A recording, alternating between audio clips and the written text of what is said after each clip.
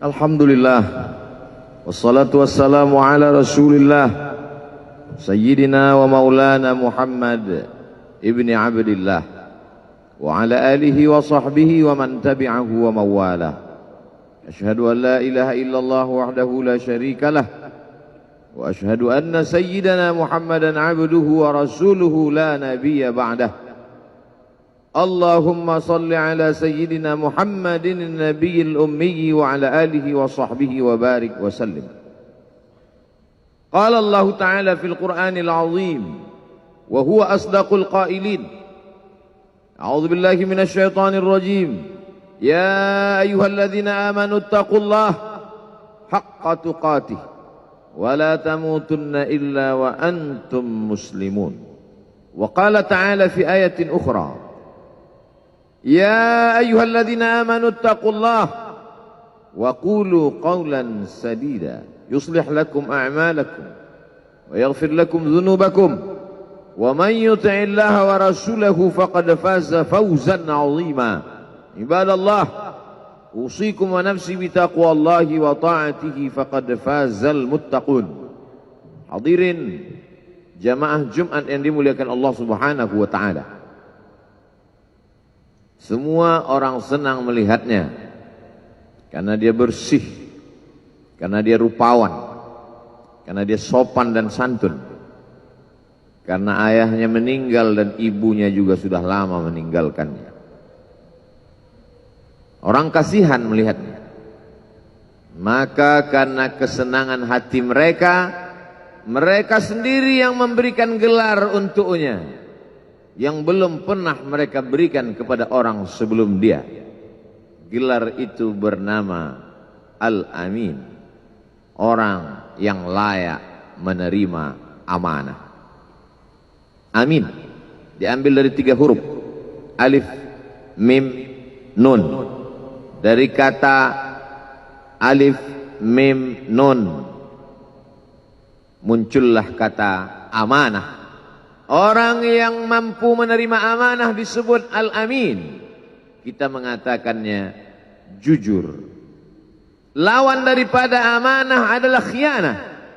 Al-Khain, pengkhianat. Dia tidak berkhianat.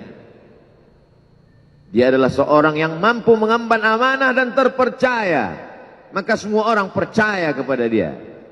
Dari alif, mim, nun. Juga akar yang sama dengan iman, akar kata yang sama dengan iman, maka iman berarti percaya. Dia adalah orang yang dipercaya karena memang dia mampu mengemban amanah. Kapan kebencian itu datang? Kebencian itu datang ketika dia naik ke atas bukit Sofa dan dia berkata kepada semua penduduk Makkah, seandainya aku katakan di balik bukit Jabal Abi Qubais yang besar, gagah, perkasa, tinggi, menjulang ini ada pasukan musuh yang akan menyerang kita, apakah kalian percaya? Semua mereka berkata, shadaqnaka, kami percaya karena memang kami menggelar engkau orang yang dapat dipercaya. Seandainya aku katakan bahwa ada pasukan musuh yang akan meluluh lantakkan, menghantam, membunuh kita, apakah kalian percaya? Mereka menjawab, shadaqnaka, kami percaya. Seandainya aku katakan bahwa aku menerima wahyu dari Allah dan aku diperintahkan Allah untuk mengabarkan kepada kalian yang baik-baik akan masuk surga, yang jahat-jahat akan masuk neraka, percayakah kalian? Disitulah perlawanan datang, bukan dari orang lain, bukan dari musuh, bukan dari lawan. Perlawanan itu datang dari saudara kandung, dari ayah kandung yang masih ada hubungan darah. Tabban laka ya Muhammad alihadza jama'tana. Celakalah engkau Muhammad, apakah hanya untuk ini saja kau kumpulkan kami hari ini? Allah membelanya. Langsung Allah membelanya.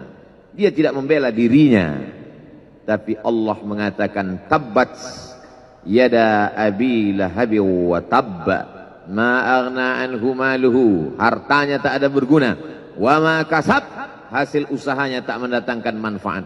Wa imra'atuhu hammalatal hatab, istrinya menjadi pembawa kayu bakar, simbol dari adu domba, kata-kata yang membuat menyakitkan hati yang dibawa oleh Ummu Jamil istri Abu Lahab untuk menyiksa, menjelekkan, membuli, menebarkan berita untuk membunuh karakter Sayyidina wa Maulana Muhammad sallallahu alaihi wasallam. Ini bukti kalau hari ini ada anak muda yang rupawan, yang dermawan, yang disenangi lingkungannya, tidak ada orang yang tersinggung, biasa. Karena Nabi Muhammad SAW juga pernah mengalami hal itu.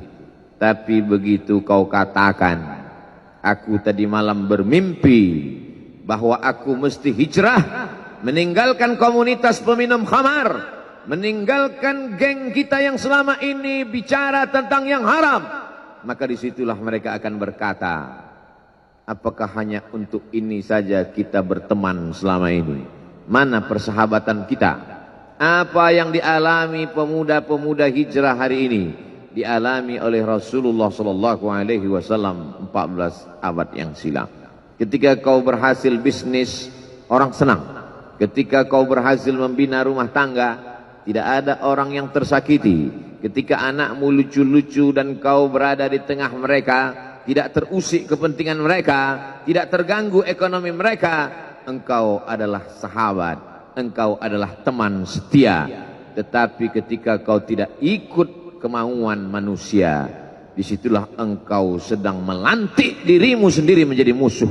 Maka Allah kuatkan hatimu. Wa in tuti aktsara man fil ardi, kalau kau ikut kebanyakan orang di atas muka bumi, yudilluka an sabilillah, mereka hanya akan menyesatkan engkau dari jalan Allah subhanahu wa ta'ala. Tapi api itu tidak pernah padam. Kalau dia padam, maka berakhirlah dakwah Islam. Dia terus bergelora, dia terus menyala, dia terus membakar kemunafikan, membakar kemusyrikan, sampai akhirnya embargo pun tiba. Jangan ada yang mau bergabung dengan kelompok Muhammad sallallahu alaihi wasallam. Jangan ada yang mau berkirim makanan, jangan ada yang mau berdagang, jangan ada yang mau menjalin transaksi. Mereka ingin membunuh secara perlahan-lahan. Jangan beli produknya, jangan duduk bersamanya, jangan berteman dengan dia. Kenapa kamu mau berfoto dengan dia? Kenapa kamu mau bergambar dengan dia? Kenapa kamu masih mau mendengar ceramah dia? Adakah orang yang mengalami hal itu hari ini?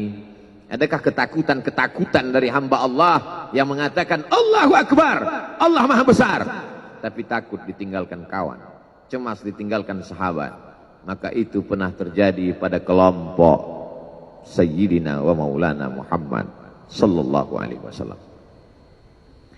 Kalau pembunuhan karakter tidak berhasil, maka ada yang lebih dahsyat daripada itu. Mereka tawarkan dunia beserta isinya. Wallahi, demi Allah wahai paman, demi Allah wahai Abu Talib, law wada'u syamsa fi yamini wal qamara fi yasari, andai mereka letakkan matahari di tangan kananku, bulan di tangan kiriku, ala atruka hadzal amr, supaya aku tinggalkan dakwah ini, aku tidak akan meninggalkannya.